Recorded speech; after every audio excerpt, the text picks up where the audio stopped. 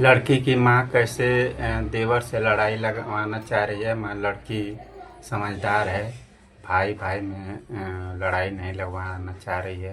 ये लास्ट तक वीडियो देखिए, इससे सीख मिलेगी, परिवार नहीं टूटेगा।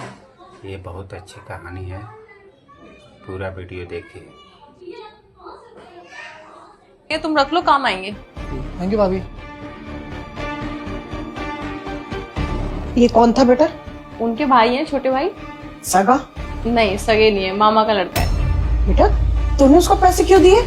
हमारे साथ रहता है तो मैं ही पैसे दूंगी ना, और कौन देगा। इसका मतलब वो कोई नौकरी वोकरी नहीं करता है? क्या दीदी, मतलब जिया जी इसके सारे खर्चे उठाते हैं, तो ये खुद क्या करता है? अभी वो पढ़ाई कर रहा है, अभी वो जॉब नहीं करता, तो सारे खर्चे वही उठाते हैं इनके। बेटा एक अनजान इंसान तुम्हारे घर में रह रहा है, सारा खर्चा तुम लोग उठा रहे हो। बेटा वो एकदम निठल्ला है। अरे ऐसे निठल्ले इंसान को घर में बिठाना क्या अच्छी बात है?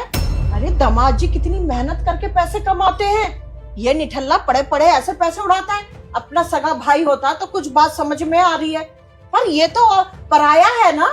सही बोल रहे हो आप मम्मी, इसे ना अपने पैर में खुद कुल्हाड़ी मारना बोलते हैं, अपना घर खुद तोड़ना, जो तू कर रही है। मम्मी आप क्या बोल रही हो, मुझे कुछ समझ में नहीं आ रहा। बेटा मैं तुझे समझाती हूँ।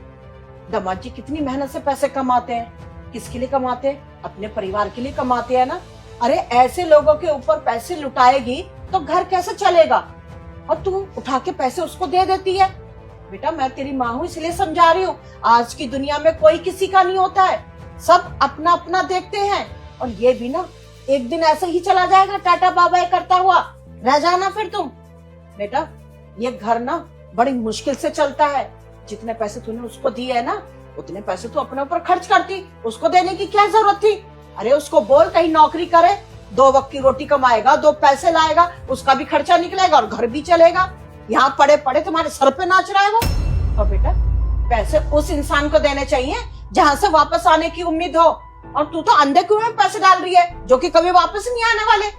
अरे मम्मी आप किसको समझा रही हो? ये आपकी बात मानेगी? बिल्कुल भी नहीं मानेगी, इसने हमेशा ना अपने मन की करी है। अभी आप इसको उसके सही के लिए बोल रहे हो ना, देख लो आपसे बहस कर रही है ये। लेकिन मम्मा आप ना टेंशन मत लो, मैं इसकी तरह बिल्कुल भी नहीं बनूंगी। मैं अपने पति का पैसा यहाँ वहाँ बिल्कुल भी नहीं जाने दूंगी। तू मेरी जैसी कभी बन भी नहीं सकती। और एक बात बताऊं, मैं भी तेरी जैसी कभी बनना नहीं चाहती, क्योंकि मैं ना घर तोड़ने वालों में से नहीं हूँ, घर बना के रखने वालों में से।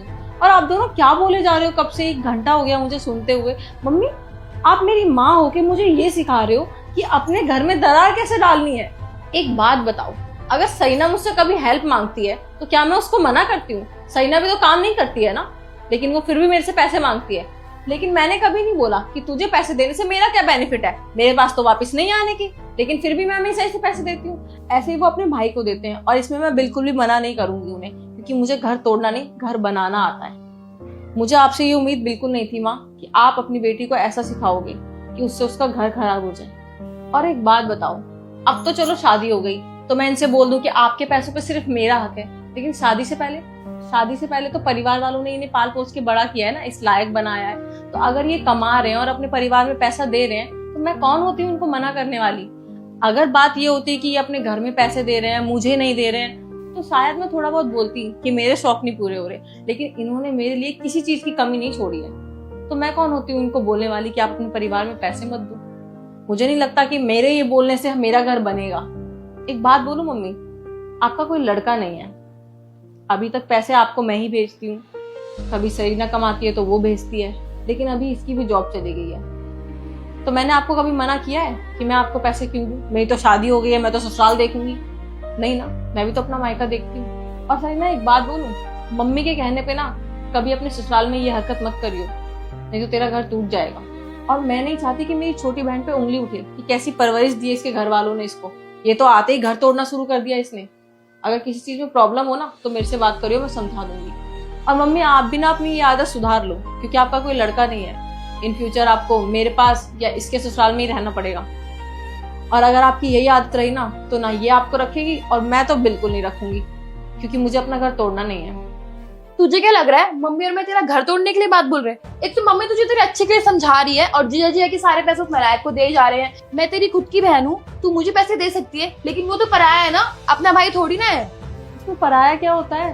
वो उनका अपना भाई जैसा है, क्योंकि उनका कोई भाई नहीं है। बचपन से वो दोनों साथ में रहे हैं और वो अपने भाई से भी ज्यादा प्यार करता है अपने भाई से। तो मैं कौन होती हूँ बीच में बोलने वाली? और इसमें मम्मी ने क्या सही बोल दिया, एक बात बता, जब पापा थे तो मम्मी भी तो अपने घर पैसे भेजती थी, लेकिन इनको तो नहीं भेजने चाहिए, अपने भाइयों के पास पैसे भेजती थी। बहन तो कभी कुछ नहीं बोला। बेटा तू किसे समझा रही है? इसकी समझ में कुछ नहीं आएगा। यहाँ पर आकर अपनी बेइज्जती और करवा ली। अब चल तू घर। सही कहा मम्मी ने, आप दोनों का चला जाना ही ठीक है, क्योंकि आपकी ये बात मैं कभी भी नहीं मानने वाली हूँ और अपना घर कभी नहीं तोड़ने वाली। तो आप लोग जा सकते हैं, मुझे कोई प्रॉब्लम नहीं। चल बेटा बहुत हो गया।